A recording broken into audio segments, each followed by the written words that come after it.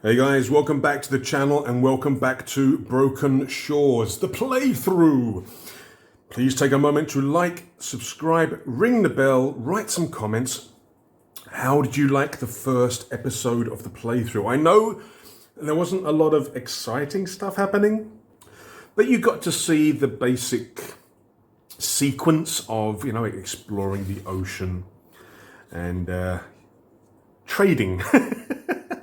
Yeah, my first encounter was with a merchant and I was lucky enough to get rid of my greatsword, which I couldn't use. Trust me, I couldn't use it, not with the martial weapons of 9%. So I managed to deal a little bit with the trader. Bought a few things. I bought myself a couple of weapons that I can use. Got some torches, got some bandages, got a rope and grapple. What else did I get? Heavy clothing, sort of minimal armor. Because I sold the sword for a lot of money, relatively, but it's still not enough to buy better armor and stuff. What else? Backpack, water skin, couple of sacks. Yeah, and that was really all we got done in the last episode. So we have our raft on the sea, the 1C, and we have our character Kerenga here. He's on the raft. Again, all the tokens that I'll be using were created using 2-minute tabletop. What else? Yes, in the last episode, I also gave a sneak peek for the expansion, which again, at the time of recording, isn't available yet, but I will be putting a link in the description below when this is available. I will also put a link in the previous episode as well when this is finally available. That is a working copy. I don't know whether it's the finished version yet, but there have been a couple of little changes. So day 2, we are starting in Hex 265. Yeah, there's a little bit of, I don't know whether the organization is correct, but the exploration steps are 1, to check wind strength and weather, 2, to determine a hex type, and 3, learn about the hex and do your findings roll, 4 roll for encounter, and then 5 is where you sail. So you can basically sail to another hex, but you don't find out what it is until the next day. Never mind. Anywho, on day one, we did find a hex with a giant wall of water that I couldn't get past. So what I did is I just put that into the adjacent hex there. But in day 1, we crafted for the first shift, we crafted our fishing rod, which we can now use to fish. We also sailed to 265 and then we slept. Those could have been done in the opposite order, I suppose. But we are now in 265. And the first thing we need to do is to check the weather. Again, I have made some copies from the PDF, so I don't have to keep referring back to the book since it is starting to get damaged already. But weather. Now, 2 of the weather points are optional, the temperature and precipitation, but we must do the wind strength. So at the moment, I'm doing everything. So first of all, the temperature. Yesterday was, as usual, no problems whatsoever. Today has the temperature changed. We get a 9. No, the temperature is still normal. Precipitation. Now, yesterday we had no rain on day 1. Day 2, we'll see. A day of rain implies obtaining enough water for the day, which is also pretty good. So precipitation, we get a 9 again. No rain again. Okay, at the moment I've got enough rations, so it's not a big issue, but it could be a problem later on if this continues. So no rain. Right, the wind. How strong is the wind? Oh, sorry, it's percentage. The wind is percentage. Yeah, yesterday, day 1, we had moderate winds. What are we going to have today? Oh, that's not good. That's not good. I've got a 90. Strong winds. Oh, okay, now the strength is 20. As long as the wind's strength is lower than the maximum hull points the vessel has, it will pose no threat. However, if the wind's strength is higher, you've got to perform a sailing check or risk damage What if it's equal? If its strength is lower, if it's higher. Nothing about equal. So I'm going to assume that equal is still good. So we're not going to take any damage, but we do have strong winds today. Okay. Right, so that's the weather done.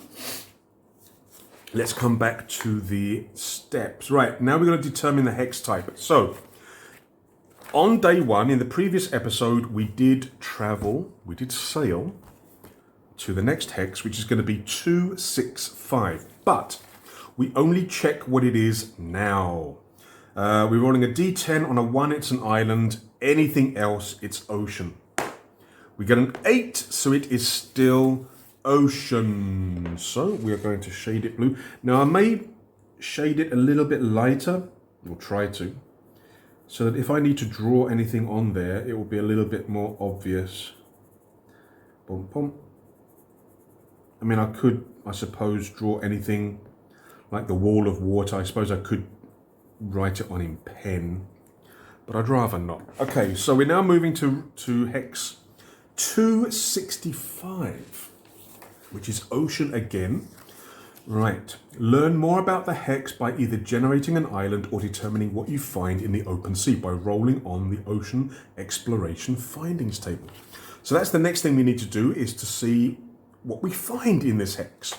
Could be nothing, could be something. Last time, what did I find? That giant wall of water, wasn't it? Yes. Okay, so what we're going to do now is going to roll for findings, which is percentage. What are we going to get? We get a 36. 36. The ocean is putrid here. Maybe it's some sort of natural pestilence, a cursed patch of ocean floor that affects the area, toxic seaweed, or something more sinister. Regardless of the cause, remaining here requires a vitality check every hour. Failure causes D10 damage every hour.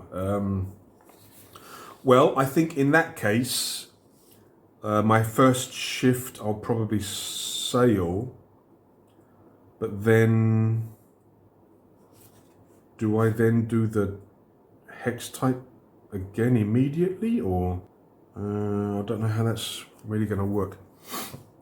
Okay, in the warm-up games, in the previous games, I basically did as I did in day one. So I just check the hex type, when I start the day kind of thing. But if I sail, should I then do the hex type again? But that's not in the right sequence, is it? It says every hour. Remaining here requires a vitality check every hour. Failure causes D10 damage. I'm just going to take it as one check because I am going to sail away from here. I am going to leave this hex, so I'm going to make one check, I think. I think that's what I'm going to do. So this hex is toxic. So I'm going to put a little skull here. Toxic, not good for anybody. Right, let me update the journal and we will continue with the day.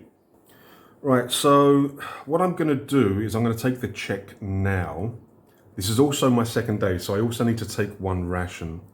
Because I have frugal, I only need to take rations every 2 days instead of every day. So I will take a ration. Okay. Right, I will now take that vitality check and see if I take damage from the water that's here. My vitality is 55, no modifiers. I get, oh my God, that's almost a fumble. I fail, so I take D10 damage. Oh, God. I take 5 damage, so I'm now down to 17. Not good at all. Not good at all. Now I might have, the thing is I need to get out of here and then I can rest. To recuperate hit points, you have to rest for a whole day. Yeah, so I can get 3 hit points back for every full day of rest, as long as there's no interruptions or encounters or anything. So that's not good at all, is it? Taking damage already. Okay, so we've taken damage. Nuts. Oh, hazelnuts. Right, but I want to get out of it. I'm going to use one of my shifts to sail away. What else do we need to do? I could also rest for the other 2 shifts. And then in the next day, rest for 1 shift, and I should be healed back 3. That sounds like it's good, but before we do anything else, let us check for encounters, which is next. Roll a d12. On a result of 1, we get into potential trouble. We did on the first day, didn't we? Not on the second day, so no encounters, which is brilliant. So I can rest. I need to sail out, so I'll rest. So I'll sail, rest, and then the next day I can rest for the first shift. That sounds good. So let me just write that down. Right, so we're going to be sailing to 266. I'm going to be sailing here and 2 shifts of sleep. Now I've got to have a full day of rest to get that 3 hit points. So I've got to do another rest in the next hex, in the next day. I think I should be able to do it. If there's an encounter, I should be able to do it first. I think I'll sleep before the encounter, but should be fine. It's a solo game. I'm bending the rules a bit. Right, so that is the end of day 2. So we're still on the raft. We got a little bit sick from the putrid water in that area. The fumes and everything wasn't too good. We're now sailing to 266 for day 3. Be right back. Right, we are back with day 3. Oh dear, Kerenga. Kerenga is still on his raft. It's not feeling too good. He still needs a little bit more sleep before he can heal back. It is an odd day, so I don't need to take a ration, but as per usual, we've got to check the weather. So what are we going to check? Okay, so temperature. Has there been any change in the temperature? A 4. Nope. In terms of precipitation, we've had 2 days of no rain. Uh-oh, we got a 20. So temperature is normal. Precipitation, right, D4, unusual. It's unusual precipitation for the time of year. Lovely weather. D4, right, you can't see this from the camera, but it is a 2, which is thick fog. Ooh. So we got thick fog. Now this could actually help me if I get an encounter or something which I want to try to avoid. The thick fog could actually help me. Right, the wind strength is, get me dice. Wind strength, we had moderate wind the first day, we had strong winds the second day. The third day we get 86, still strong winds. So maybe the fog's not going to last very long. But luckily, I still have maximum hull strength, so I'm still not taking any damage. After 5 hexes of movement, my hull does take 1 damage through wear and tear, which is something I need to keep an eye on. Right, so we have done that. Next thing we need to do is to determine the hex type. Where did we sail last night or yesterday? We're rolling a d10. On a 1, it's an island. On a 9, it's ocean still. So it's blue again. So most of this map is going to be blue, but I'm hoping to find at least a couple of islands. I hope it's not like the map I did for Note Quest, where I didn't find nothing. Okay, so we've done that. Findings, right, we're now at the findings section. What do we find in this hex, which I went to yesterday but have to check now. Right, so findings, what do we find? As it's a percentage roll. Let's see what we get. We get a 10. I don't know, I think rolling high is better. I don't think a 10's very good. What's a 10? Nothing of interest. We find nothing, which is good. I can just continue sleeping and heal. So, nothing. Woo! Yeah, another exciting episode of Ithaqua's Bane plays Broken Shores. Nothing happens. Encounter. We do have to check for an encounter. Roll a d12 on a 1. On a 1, something could happen. I had to tempt fate, didn't I? I had to tempt fate. Well, like I say, I might be able to keep sleeping, maybe. Depends on what it is. But we do get another encounter. Oh, no. Oh, no. Where are you? Encounters. Again, I'll just copy these from the PDF just to save my book. Right, what do we got? Ocean exploration. Right, I don't. Okay. Oh, D20. Oh, come on, come on, come on. I want something high. Okay, 18. What's that? 18. A group of pilgrims trying to find the lost shrine of Tumus. I think Tumus was the god of war? I think Tumus was the god of war. Let me see. Tumus, where's Tumus? Tumus, the god of battle. Right, so we come across a bunch of pilgrims now. What I'm going to say, and again, bending the rules a little bit to accommodate what I need, I am going to sleep first and then encounter them. Because I can, it's my game and I can do that.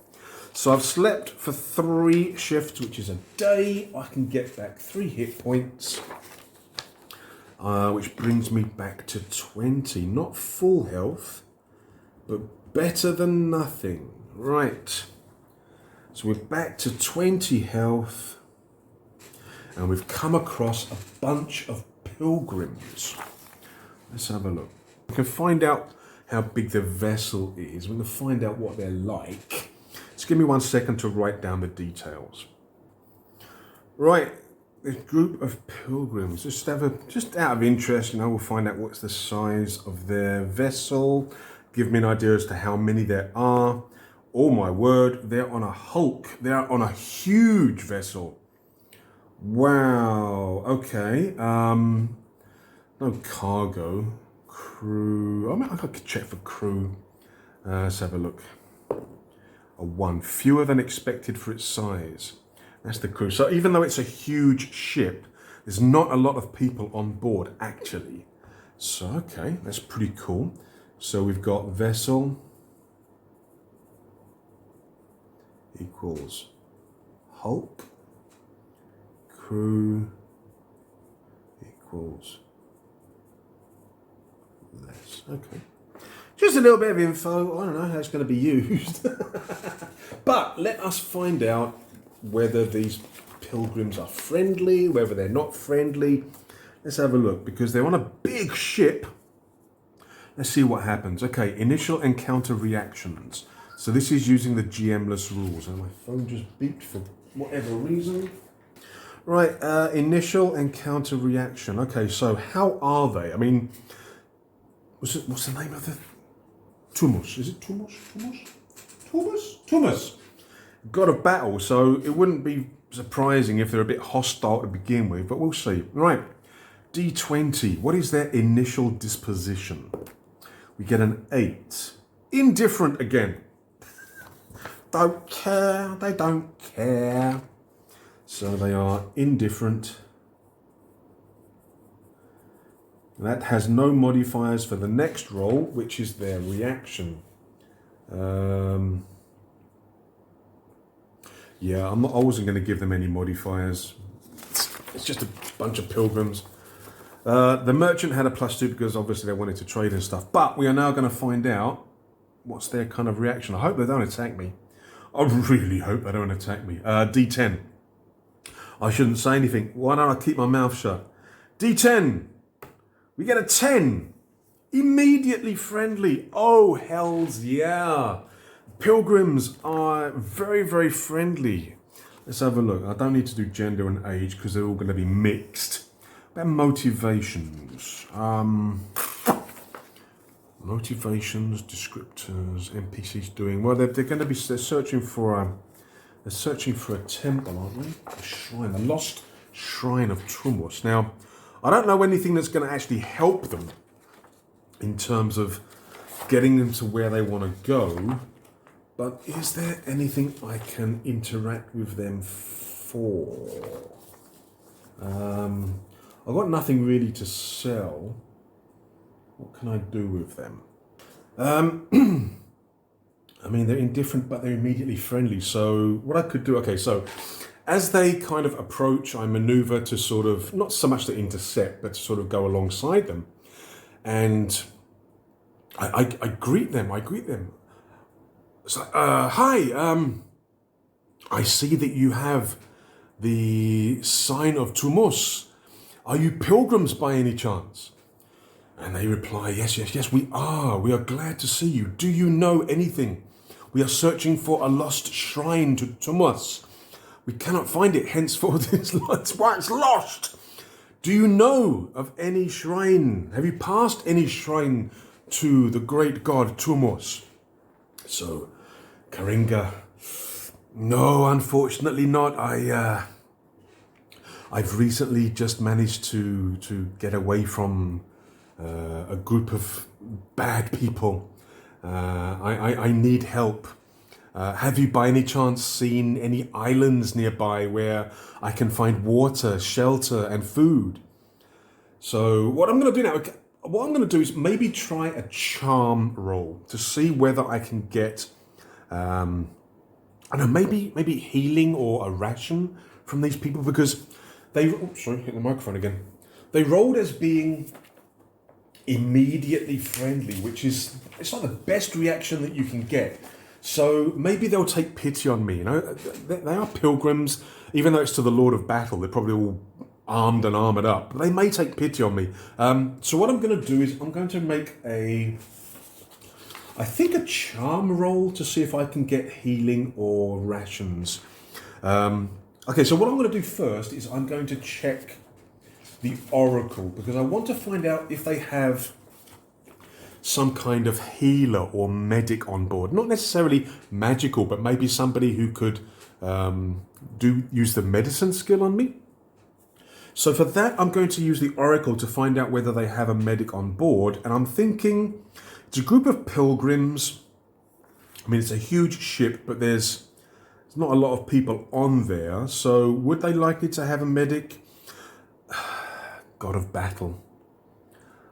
I would say unlikely. I mean, it's possible. It's quite possible they've got a medic, but I think these guys are more about inflicting wounds than mending wounds. I think one of the other gods may be more likely to have a medic, but I think it's still a possibility. So what I'm saying is it's an unlikely that they have a medic, but I'm going to try and see first to see if I can get some healing. So unlikely, it happens on a 12 or higher. I'm not going to use the complications. So I need a 12 or higher. And I've got a 20. Oh my word. So maybe they do have a sorcerer on board. Because I rolled a 20, it's an exceptional yes. It means yes and. So maybe they don't just have a medic. Maybe they have a sorcerer who has, where is it? The same spell that I've got, Stitch Wound. Kind of makes sense, doesn't it? For a natural 20. So maybe they have a sorcerer and he's willing to, like I say, stitch my wound. I'm not going to let on that I have shards because I'm going to need them for other things. Now,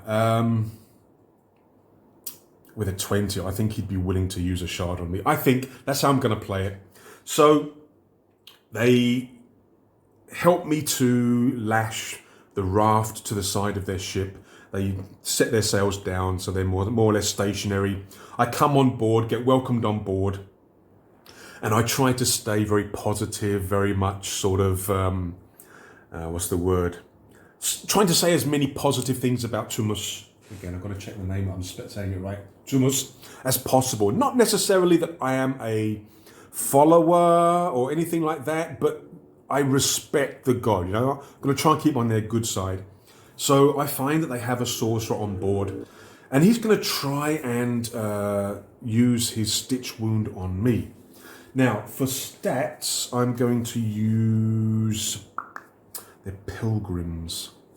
Now, I mean, in the bestiary, they don't actually have friendly stats. Everything on here is out to kill ya. But what I'm going to do is I'm going to take the same stats as a cult fanatic. Because it's kind of what they are, but in a good way. In a not an evil cult way. They're more sort of good pilgrims kind of way. So I'm thinking that I'll use but it's the same sort of stats as a cult fanatic. But these are good people. They're good fanatics. So tenacity. Sorry, tenacity is a will. Their will is 16. Oh my word. So what's that? That's a 80% chance, I think, of success. I think that's right. So the sorcerer does his thing. Oh my word! He gets a crit. He gets a critical success. What does that mean? What does that mean for spells? Does that mean anything for spells? I mean, for critical hits, like for damage dealing spells, there is a thing for critical hits.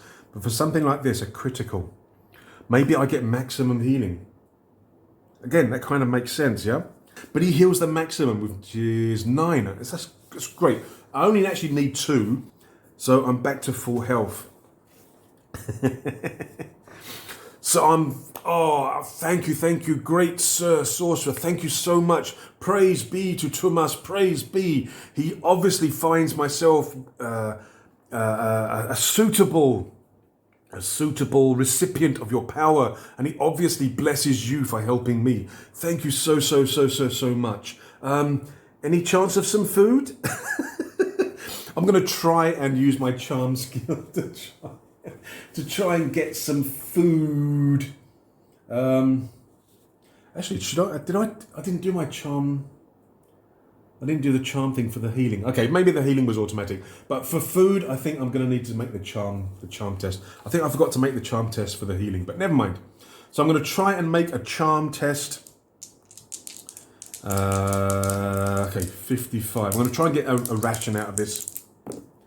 We get 55 exactly. Dang it. Does that count as... Do I get advancements for that? I don't think I do I? But it seems to work. I succeed, just. And they give me a ration to help me on my way.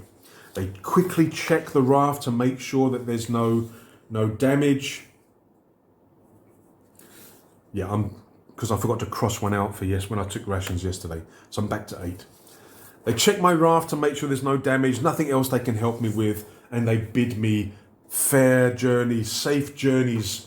And also, if I happen to find the lost shrine of Tumus, to hunt them down and let them know. And I accept.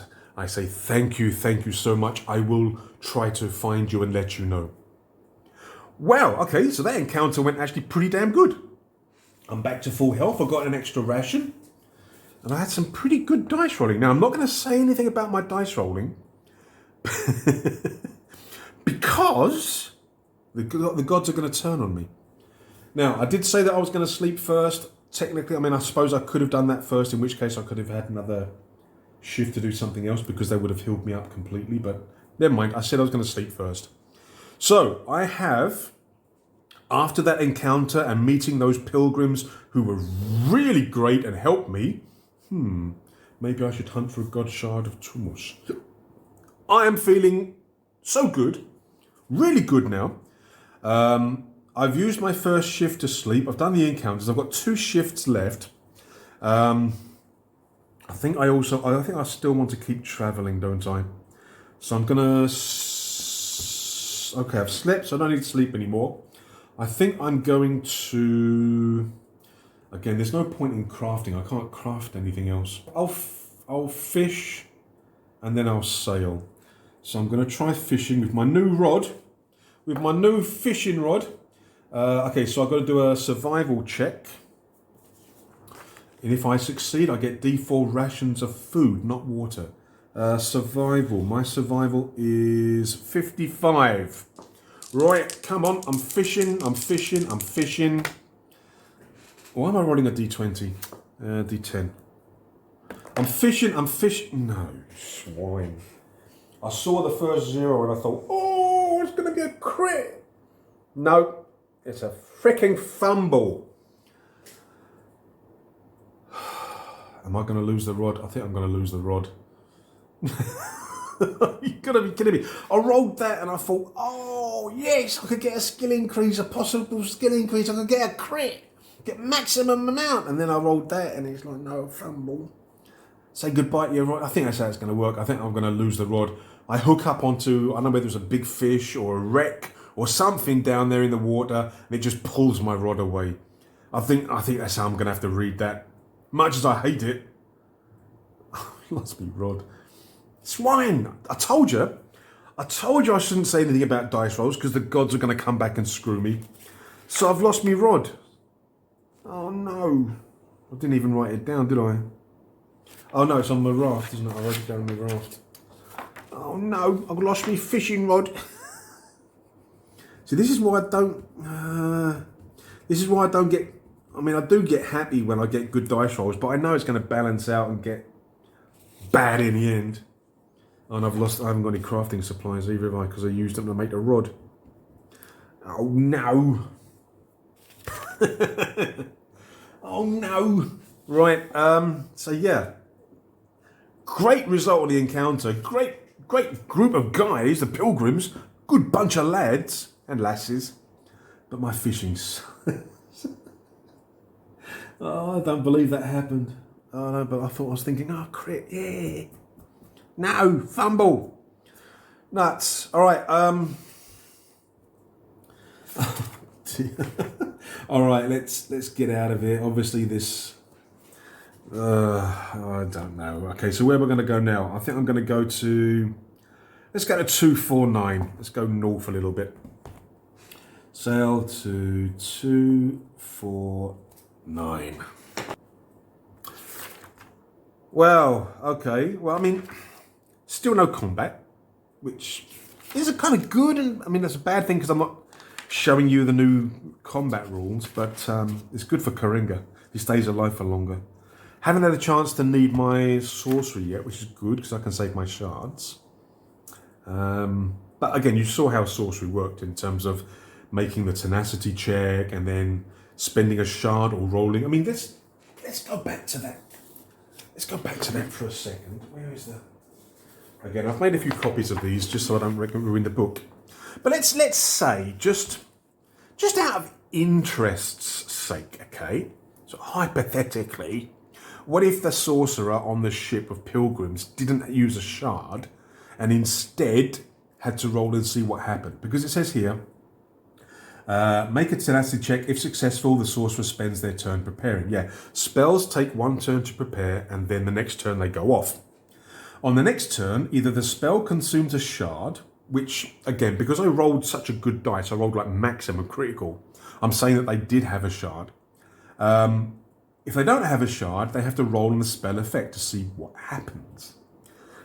Just out of fun, let's see what would have happened, shall we? We get a 91. The spell is cast as intended. And that was a bit of a that was a bit of a disappointment. It could have been anything. Your spell's effects are doubled. All your body hair falls out. For the next week, each time you perform an athletics check, you regurgitate worms. There's so many fun things that can happen. But most of it's bad because on a 79 plus, the spell works. If it's a 78 or less, the spell fails. That's why it's important to keep these shards. But yeah, sorcery, you've seen how it works. Now, I think I'm going to stop there. The first playthrough video was a little bit long. I'm going to try and keep them a bit shorter, which I think this one will be. So we have explored, Kerenga has explored 2 more hexes in day 2 and day 3. The first hex, 265, had the putrid water, caused 5 damage to me. There wasn't an encounter, luckily, in that hex. So we did a lot of sleeping, and we then sailed to hex 266, which is on day 3. Didn't find anything, but we did encounter a group of Tumas pilgrims who were extremely friendly, healed me, gave me a ration, and then I think I was being punished for greed, for the sin of greed. I tried fishing for more rations of food, and I lost me rod because I rolled a 0-0 fumble. So now I've got to try and find some more crafting supplies, build another fishing rod. I've got to find an island or some kind of land somewhere, I think. But so far, technically it's 3 hexes, but because, again, my starting hex had a kind of not applicable finding, I put that into the 4th hex there. But technically we've explored 3 hexes, even though I've done 4 hexes. Okay, but that's fine. That's good. We are on our way. So, playthrough video number 2 finished. Please look out for part 3 of the playthrough. We will continue the journey of Kerenga and see what happens on day 4. So guys, again, I will put the link to the expansion down below when it comes out. I don't think it's out just yet. I will record the next part 3 of the playthrough soon. That will be coming up soon. Hope you guys have been enjoying this. I know there's not a huge amount of action happening at the moment. Maybe for the next video, maybe I will... I don't know, if it's still sort of the same kind of things that are happening, maybe I'll do a fast forward until I get to some kind of location, maybe. So maybe playthrough part 3... it may include some fast forward elements to get to the action. But anyway, guys, I appreciate you for watching. I hope you've enjoyed it. This is a fun game. There's a lot of things to do. At the moment, I'm not finding a lot of things, which, again, could be good. But yeah, if you are enjoying my videos, please take a moment to like and subscribe. Would really appreciate that. Also, click the bell to be notified when I upload videos. I don't follow a strict schedule in terms of which days I upload, but I upload when I can. So part 3 will be coming soon. Also watch out for other videos. But yeah, thanks again for watching, guys. Until the next video, please take care, stay safe. Cheers.